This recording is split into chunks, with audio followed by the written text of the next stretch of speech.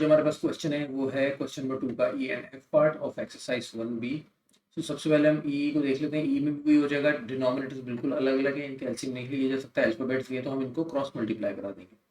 तो सिंपल ऐसे हो जाएगा कि 11 मल्टीप्लाई हो जाएगा 6 माइनस 5h से, और 2 हो जाएगा 3h माइनस 7 से। ठीक है, और डिनोमिनेटर में दोनों ऐसे ही आ जाएंगे, यानी कि 3h माइनस 7 और 6 माइनस 5h। ठीक है, अब हम सिंपल मल्टीप्लाई करा देंगे। 11 6 66 minus 11 5 55h plus 6h minus 7 2 40। Divide कर नीचे वाले ऐसे ही आ जाएंगे अपनी जगह पे, 3h माइनस 7 और 6 माइनस 5h। तो 66 और माइनस 14 और माइनस 50 प्लस 6। तो अब हम क्या करेंगे कि सिंपलीफाई कर लेंगे। तो 66 minus 14, 6 minus 4 is 2, 6 minus 1 is 5। तो 66 माइनस 14 इज 52, और 55 में से 6 जाएगा तो बचेगा 49। So minus 49h divided by 3h minus 7 और 6 माइनस 5h।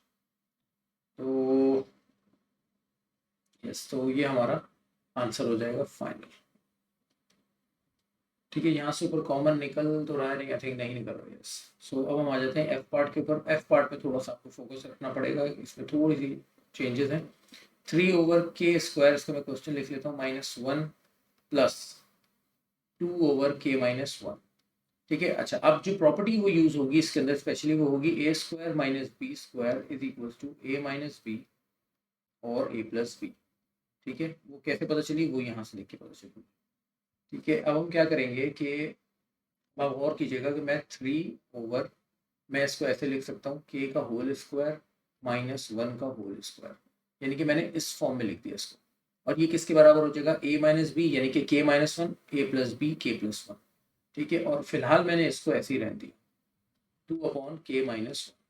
ठीक है, तो अब मैं क्या करूंगा कि मैंने इसको ऐसे लिख दिया, k माइनस 1 का मतलब हुआ k माइनस 1 और k प्लस 1। ठीक है, इस फॉर्मूले को देखते हुए। अच्छा, फिर और ये मैंने ऐसी लिख रहे थे। अब आप गौर करें कि मुझे एलसीएम लेना है। ठीक है, मैंने इसको ब्रैकेट में कर दिया। तो अगर मैं एलसीएम ले रहा हूँ तो मेरे पास किस चीज़ की कमी है, अगर आप गौर करें, देखिए यहाँ पे भी k-1 लिखा हुआ है, यहाँ पे भी k-1 लिखा है। किस चीज़ की कमी है, k+1 की कमी है। अगर मैं यहाँ पे अपनी मर्जी से k+1 लगाता हूँ तो मैथ्स के बकौल कि अगर आपने कोई काम डिनोमिनेटर में किया तो वही काम आपको न्यूमरेटर में भी करना पड़ेगा। कर दिया, तो अब जब मैंने ये कर दिया तो इसका मतलब है कि देखें, अगर दोनों के डिनोमिनेटर सेम हो गए, तो जब डिनोमिनेटर सेम हो जाते थे तो हम क्या करते थे कि हम डिनोमिनेटर जो सेम होगा उसको एक दफ़ा लिख लिया, k-1 k+1। ठीक है, और ऊपर वाली चीज़ को ऐसे कैसे लिख दिया और साथ में जो चीज़ें थी वो लिख रहने दी। जैसे डिनोमिनेटर दोनों सेम हो गए, ऊपर वाली चीज़ को ऐड कर दिया, तो ये कुछ ऐसे हो जाएगा, 3 + 2k + 2, यानी कि 2 को अंदर मल्टीप्लाई करा दिया और नीचे वाली चीज़ ऐसी लिख रहने दी। तो मेरे पास 3 + 2 = 5, तो इसका मतलब है आंसर हो जाएगा 2k + 5 डिवाइडेड बाय k-1 और k+1। ये मेरा फाइनल आंसर है। आई होप आपको समझ में आया। Thank you.